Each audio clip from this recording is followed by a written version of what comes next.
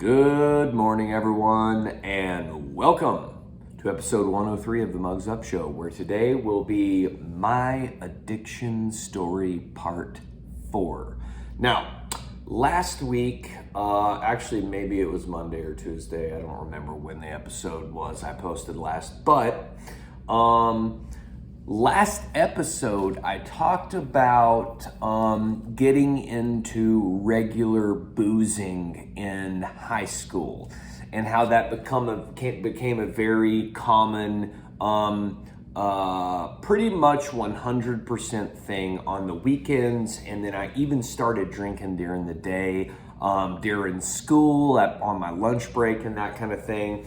And it just kind of progressed in that way in high school. Talked about my wreck that I had right before graduating high school and how that had caused me to actually stop drinking and driving for a while, but it definitely didn't stop drinking and stop me drinking and driving forever. If any of you out there who are alcoholics and have experience with Alcoholics Anonymous and learning everything in the big book and recovery and all that, you all know that we very quickly forget our failures and bad experiences with alcohol and quickly revert back to doing the same stupid bullshit we were doing. And so that's what ended up happening. But I'm going to start off today by talking about how my addiction began to progress when I got into college. Many of you that went to college know that once you get to college, it's a whole new world of opportunity to really take your bad habits to the next level. There is no parental supervision. And so some of us just can't really handle that very well. And I was one of those people. But I went to Mississippi State University. I'd always wanted to go to Mississippi State University since I was a little bitty guy. My dad went there, my aunts and uncles went there, all their cousins went to either Mississippi State or Ole Miss. And so I grew up being a Mississippi State fan and wanted to go to Mississippi State. So I went.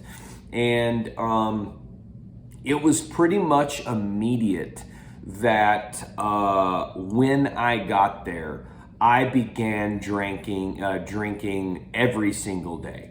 I met a bunch of buddies at the dorm. I ended up going through Rush Week, which is where you get paraded around the fraternity houses like a bunch of fucking cattle, and you pick one you want to be in, and then you join a fraternity. So I joined a fraternity as well, and I got all these new friends. And of course, I befriended all the people that loved to drink just as much as me, because I loved drinking. It was fun, and that's who I wanted to surround myself with, was like-minded people, so that I could basically do it all the time with people who were not going to look down on me for doing so. And so that's what I did. I pretty much began drinking every single day. Got to a point very quickly where I was only going to class maybe 25% of the time. I might have went to every day of class for like the first 2 weeks of college. And then after that, it was like, after that, during my first year, I pretty much would only show up to class for tests. In my mind, I thought, well, you know, I can just fucking party all the fucking time. And if I just show up for tests and I do good on tests, then, you know, I'll pass and that'll be fine. But that is not the case. That's not how college works. A lot of professors, they don't like students who have that approach. And they make sure that you don't pass class when you don't show up for anything but the tests. And there's still homework and shit in college every now and then too. And so I wasn't showing up to know what to do for homework and that kind of stuff. So I was getting bad grades on that. And ultimately I ended up my first year of college just ended up being an absolute party. And I'm not gonna lie, it was one of the funnest fucking years of my life. It was absolutely, I mean, when you look at the fun scale, it was probably, it might have been the funnest year of my life. And you know, I don't really have any regrets. I don't really have any regrets about anything I did in life. I think maybe the only one regret I have is taking out a bunch of student loans and instead of finding a better way to do it, because now I'm paying those back for pretty much the rest of my fucking life. That's probably my only regret. But you know, everything else, no regrets. I had a blast. I made a ton of good fucking friends that year that are still some of my best friends to this day. And yeah, I loved pretty much every minute of it. That first semester of college, you know, I'm boozing every day and just having a hell of a time. And I start getting, like, up to this point, booze had never made me a bad or mean person. Like, I just had fun drinking. And I was a fun person when I was drinking. I think a lot of people would tell you I was a lot of fun when I was drinking up through that point in my drinking career. Super cool mug, by the way. Have a nice day. And then it's got the finger on the bottom. Thank you, Lacey Johnson, for that mug. But I was starting to notice towards the end of my first semester of my freshman year of college that booze was starting to have a different effect on me when I would get drunk. And there had been a couple times where I had gotten kind of aggressive. And like not physically aggressive, but like verbally aggressive and just kind of fucking mean to people. And this all culminated towards the end of my first semester of my freshman year. I had my first brush with the law in regards to drinking. Towards the end of that first semester, I ended up we had walked across the street from our fraternity house. We had went to a bar. Conveniently, there was a bar right across the street from the fraternity house, which is another fucking reason I joined the fraternity I joined. I mean, it was the most convenient drinking location ever. And so we had gotten back from the bar, and a bunch of these members from this other fraternity followed us back, and we were all had to prove who was the most macho male. We ended up getting in a fight in the front yard of our fraternity house, and big brawl out in the front yard. A bunch of stupid, egotistical, young, immature piece of shit males trying to assert their dominance over the other group of males. It just absolutely fucking dumb. But we were all drunk, and of course I joined in that fight. And I ended up, the cops showed up, and I ended up getting arrested for public intoxication and evading arrest because I tried to run from a cop. And in doing so, his partner caught me from the other direction and maced me. And of course I went down. I don't know if y'all have ever had any of that shit in your eyes or inhaled any of that, but it's absolutely fucking, it'll end your ass right there. And so I got arrested for public intox and evading arrest.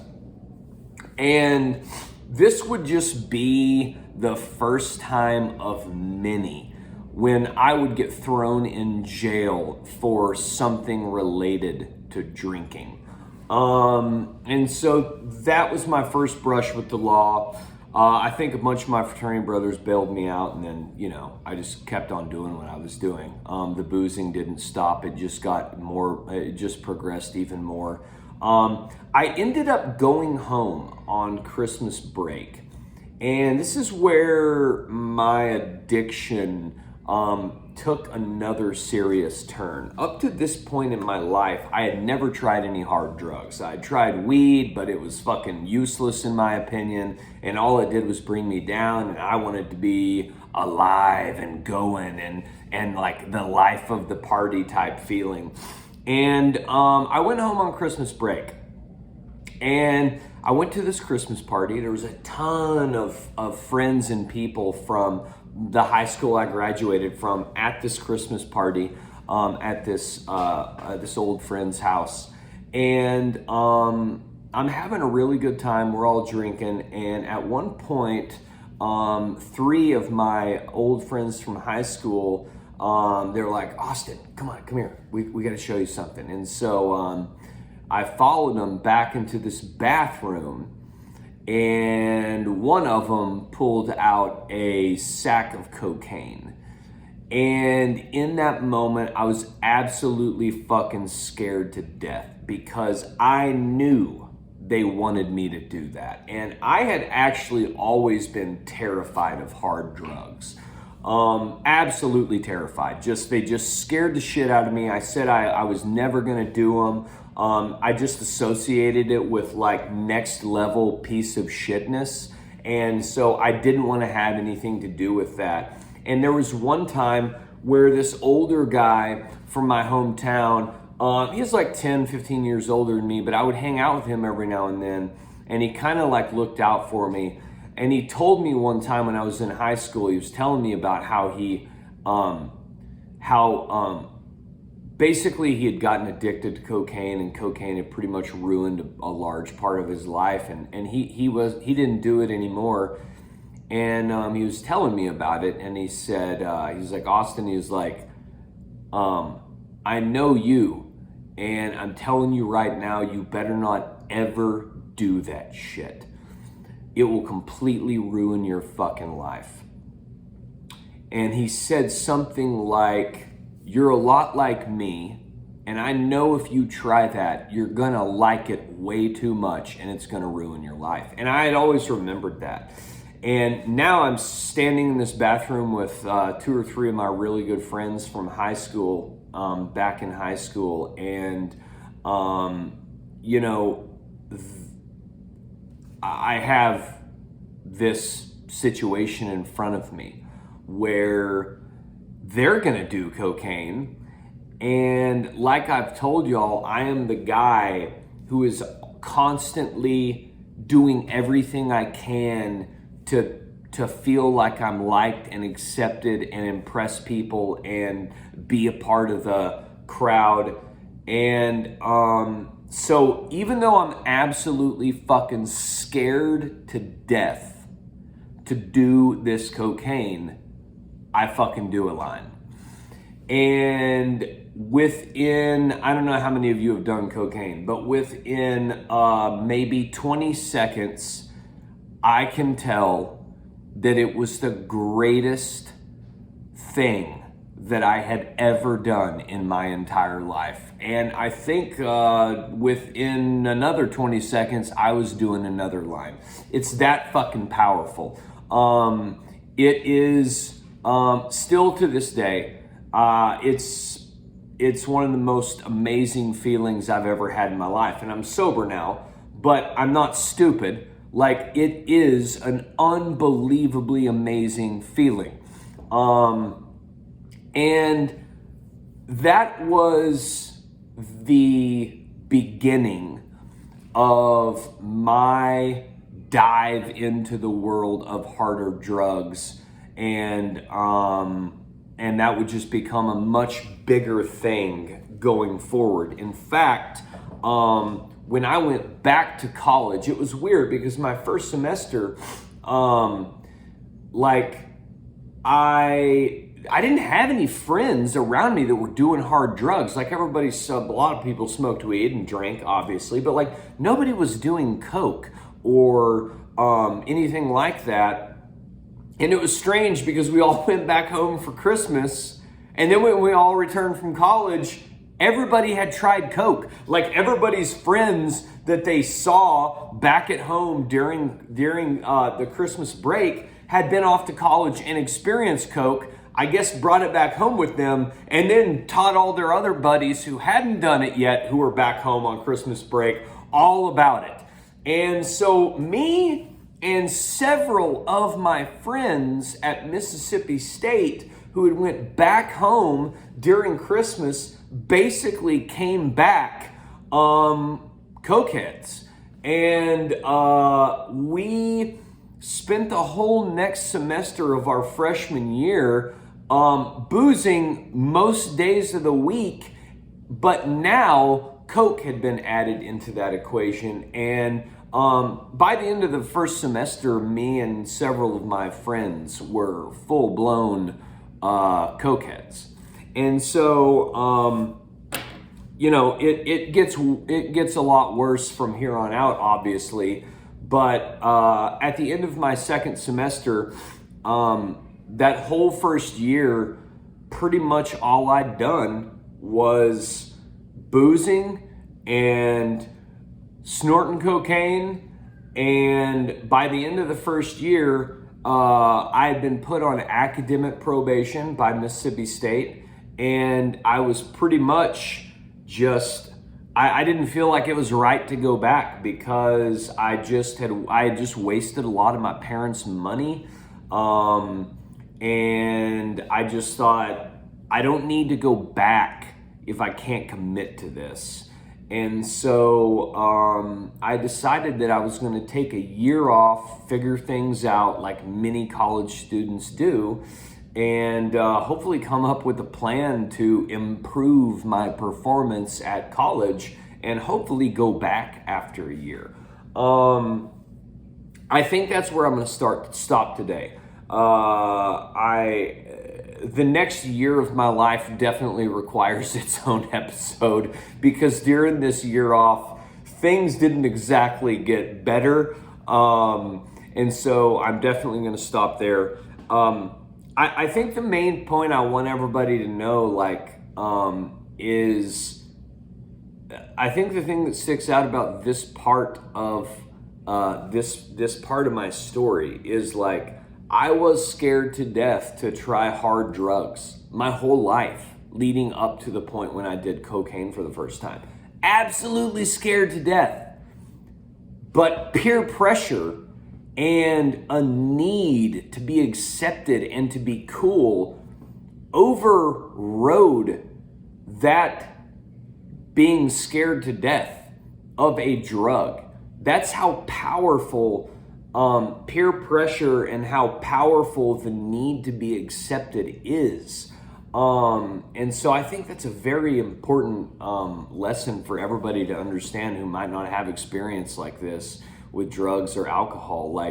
It's the pressures around you are just very, very intense when you have low self-esteem and low self-confidence and that kind of thing. So anyway, mugs up.